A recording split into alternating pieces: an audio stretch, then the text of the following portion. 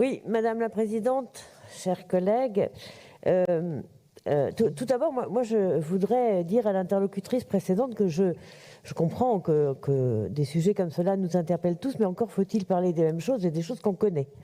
Et en l'occurrence là, je suis quand même bien obligée de constater, même si en général on ne prend pas la parole à propos des dires d'un groupe, mais je suis bien obligée de constater qu'il y a une méconnaissance profonde du sujet et dans son ensemble. Bien, revenons donc à cette convention. Alors cette convention, nous la soutiendrons.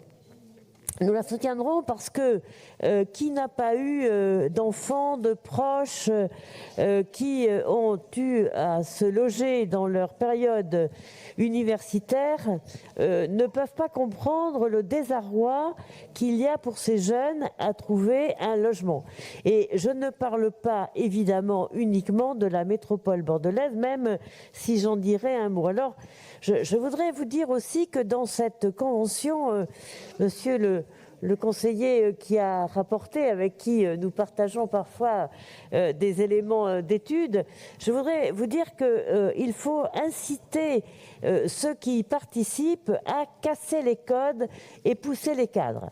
Notamment, vous évoquez dans la note les tiny house. Et moi, je suis absolument pour.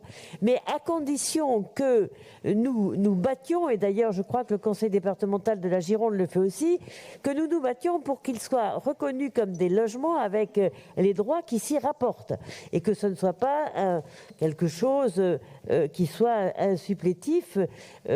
Tant que nous serons en pénurie, il faut que nous proposions des solutions. Alors, Monsieur le Président, je voudrais, à cette occasion-là, dire que ce qui se passe depuis 5 ans à propos du logement, c'est-à-dire pas de politique, pas de ministère, c'est-à-dire pas de parole qui peut être prise publiquement pour inciter à construire, ou encore pas de sujet logement qui puisse être abordé chaque semaine à la table des ministres, nous met dans un dénuement absolument complet. Nous en sommes à gérer le plus pressé et donc à opposer le logement des jeunes impécunieux au logement des familles dont le pouvoir d'achat décroît. Et ça n'est juste pas normal, pas possible. Vous savez, le logement s'associe dans un triptyque, hein, c'est l'activité, l'emploi, la mobilité, et puis le logement. Et je vois que notamment pour Bordeaux, tout le monde est ravi que la French Tech se développe encore, que Back Market vienne sans doute installer son siège social, mais surtout développe son activité et va faire 150 recrutements. Et moi, ma question, Monsieur le Président, est de dire, mais où vont se loger les familles et où vont se loger les jeunes? J'ai parfaitement conscience que le logement n'est pas de compétence du Conseil régional, mais l'économie l'étant, vous avez bien raison de penser qu'on ne peut pas pour autant fermer les yeux.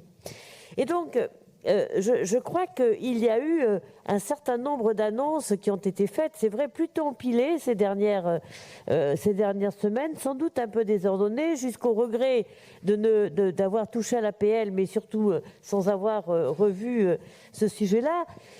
Ça s'ajoute au défaut d'engagement des collectivités locales qui sont, elles, désarmées de ne plus avoir la taxe d'habitation qui leur permettait de financer les équipements publics qui allaient avec la production du logement. Et croyez bien que mon propos ne traite pas, comme il pourrait l'être, que du logement public. C'est également la même chose pour le logement privé.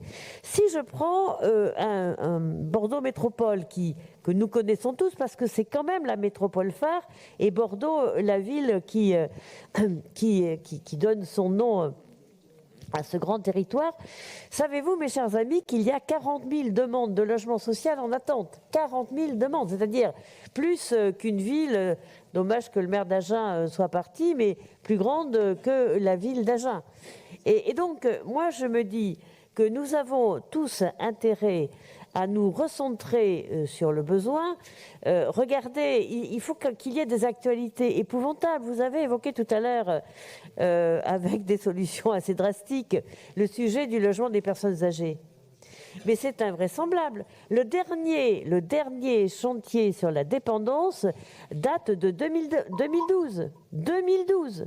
C'est-à-dire que depuis 2012, on sait que la France vieillit et pour autant, il n'y a pas de politique. Alors, cette grande politique logement qui est devenue un angle mort de la politique publique, essentiellement au niveau national, vous avez raison de l'aborder avec le logement des jeunes et nous soutenons ce parcours-là. Néanmoins, je pense que nous devrons aussi avoir un certain nombre d'échanges sur des sujets peut-être un peu plus globaux. Nous évoquions en aparté un ou deux sujets comme cela. Et je crois que notre Assemblée, qui est engagée dans les compétences de notre collectivité, aura à cœur de faire les passerelles que nous devrons mettre en œuvre pour que notre territoire attractif puisse loger dignement les familles qui veulent s'y installer.